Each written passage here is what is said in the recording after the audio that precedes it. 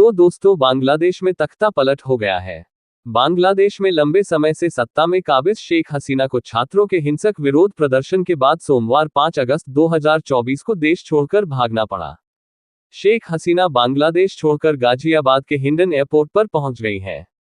बांग्लादेश की 5 बार प्रधानमंत्री रही शेख हसीना पर अगस्त का महीना भारी पड़ता रहा है। वर्ष 1975 में अगस्त में उनके माँ पिता और 3 भाइयों की हत्या हुई, तो वर्ष 1979 में उन पर अगस्त में ही जानलेवा हमला हुआ था। इस बार भी 4 और 5 अगस्त के प्रदर्शन के बाद तख्ता पलट में उन्हें बांग्लादेश छोड़ना पड़ा। तो दोस्तों लेटेस्ट अपडेट निकल कर आ रही है कि बांग्लादेश की स्थिति के पीछे पाकिस्तान की खुफिया एजेंसी ISI का हाथ है।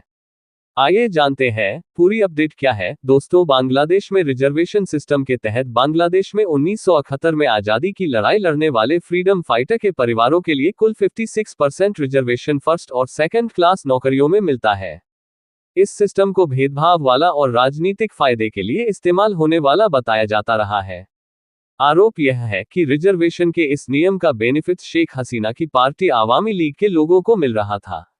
प्रदर्शनकारी विवादास्पद रिजर्वेशन सिस्टम को समाप्त करने की मांग कर रहे थे। बांग्लादेश में बीते करीब 1 महीने से रिजर्वेशन के खिलाफ आंदोलन चल रहा था।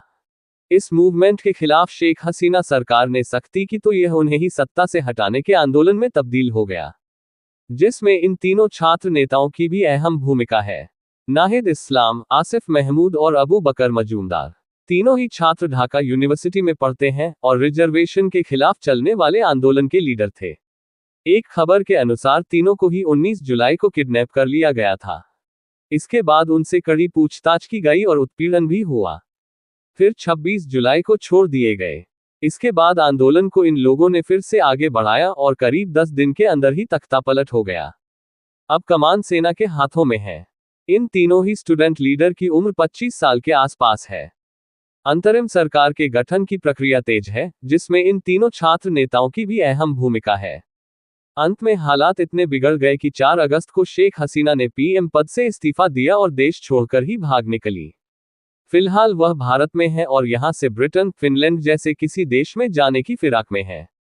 तो दोस्तों वीडियो अच्छी लगी हो तो वीडियो को एक लाइक, एक शेयर और चैनल को सब्सक्राइब अवश्य करें।